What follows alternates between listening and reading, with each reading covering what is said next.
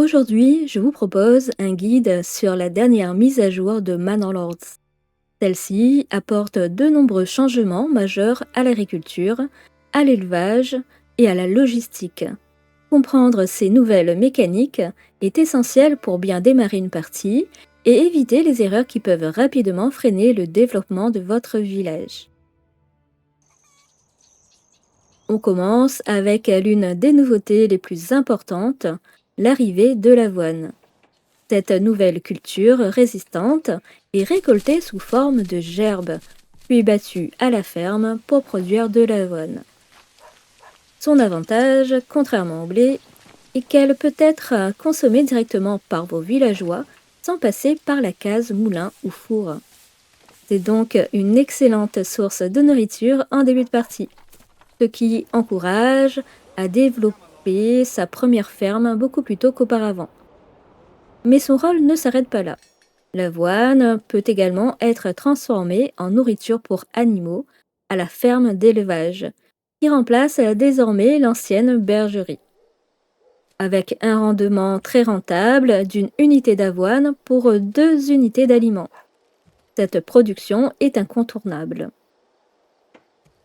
Pour éviter que toute votre avoine n'y passe, vous pouvez définir une quantité maximale à stocker. C'est un petit tips que je vous donne, une fois ce seuil atteint, la production s'arrête automatiquement. Vous conservez ainsi de quoi nourrir vos villageois tout en protégeant votre bétail pour l'hiver. En effet, maintenant, tous les animaux de pâturage, qu'il s'agisse des vaches, des veaux, des moutons ou des agneaux, ont désormais besoin d'être nourris chaque mois pendant la saison froide. Sans réserve, ils finiront par mourir. Il n'est donc plus possible d'apporter du bétail sans anticiper ses besoins alimentaires. Petite astuce, si l'hiver approche et que le temps presse pour le battage, rendez-vous dans l'onglet avancé de la ferme pour augmenter la priorité du battage. Les familles s'en occuperont en priorité avant de labourer ou de semer. Si besoin, vous pouvez aussi importer directement de la nourriture pour animaux auprès du marchand moyennement un coût.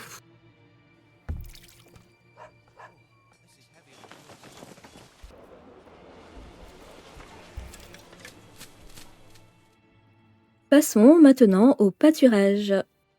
La nouvelle mise à jour introduit les vaches et les veaux. Ils se commandent à la foire au bétail. Les vaches procurent un rendement passif de lait et peuvent être abattues pour fournir de la viande de bœuf et des peaux. De plus, une nouvelle affinité, appelée herbage, offre une chance d'obtenir des rendements supplémentaires selon l'environnement de prairie. Côté cycle de vie, les choses se compliquent pour plus de réalisme.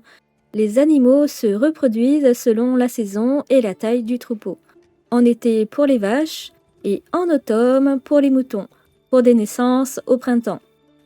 Pour les récoltes, les moutons ne se tondent qu'en été, tandis que les vaches produisent du lait chaque mois, sauf en hiver. Enfin, les ruchers deviennent saisonniers et accumulent du miel du printemps à l'été pour une récolte unique en automne.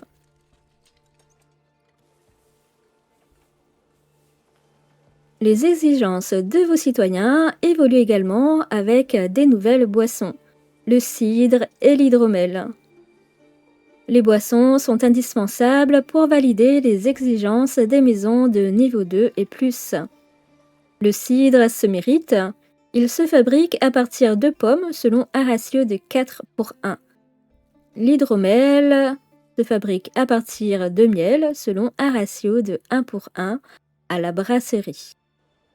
Quant au fromage, il se fabrique dans le nouvel atelier, la fromagerie, qui se construit dans une sensive de niveau 3. Il se fabrique à partir de lait et de sel selon un ratio de 1 pour 2, ce qui est idéal si vous avez la chance d'avoir un gisement de sel riche dans votre région. La gestion des chantiers fait quant à elle peau neuve avec l'arrivée d'un bâtiment dédié, le site de construction. La construction et la maintenance de ce bâtiment nécessitent des pièces en bois qui se fabriquent à la menuiserie. Vos travailleurs stockent les matériaux sur ce site et les distribuent au chantier grâce à des charrettes à bras. Un bâtiment bien entretenu permet à vos ouvriers de construire 50% plus rapidement. En assignant des bœufs au chantier, ces derniers utilisent une nouvelle charrette pour transporter le bois directement sur place. L'arrivée de la grande église en pierre apporte un réalisme incroyable à vos villes en fin de partie. Les phases de construction des structures avancées demandent désormais bien plus de temps, donnant vie et dynamisme au chantier. Vous y verrez les travailleurs aller chercher de l'eau au puits voisin pour préparer le mortier. Pour renforcer l'immersion et la fidélité historique, chaque étape de construction intègre de superbes détails visuels et animations tels que des échafaudages et des grues, tous inspirés de véritables modèles d'époque.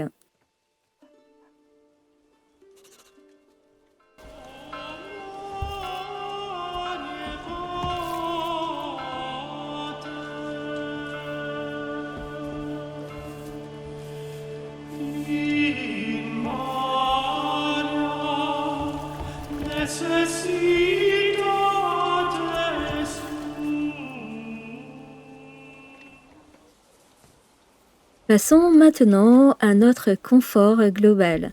Le patch rend la microgestion moins fastidieuse. Fini la concentration de production unique.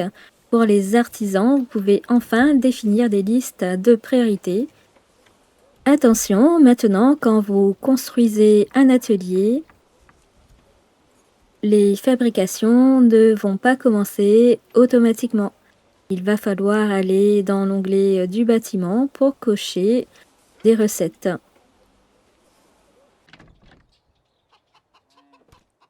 Il y a également une nouvelle configuration disponible pour vos bâtiments. Vous pouvez désormais définir l'affectation par saison dans chaque lieu de travail, ce qui rend la microgestion beaucoup plus simple. C'est une nouveauté que je trouve particulièrement la bienvenue pour la ferme, la cabane de pêche et la cabane de cueillette. Ça devenait en effet pénible de supprimer les assignations manuellement l'hiver pendant les périodes d'inactivité. Du côté du comptoir commercial, des filtres font leur apparition pour contrôler précisément les marchandises stockées et importées. Côté terrain, le patch introduit Wide Valley, une toute nouvelle carte qui offre un superbe cadre avec des territoires certes à l'apparence proche, mais difficiles à rejoindre en raison d'une rivière imposant de nombreux détours. Bien sûr, vous l'avez sans doute remarqué, le jeu se dote également d'une toute nouvelle interface.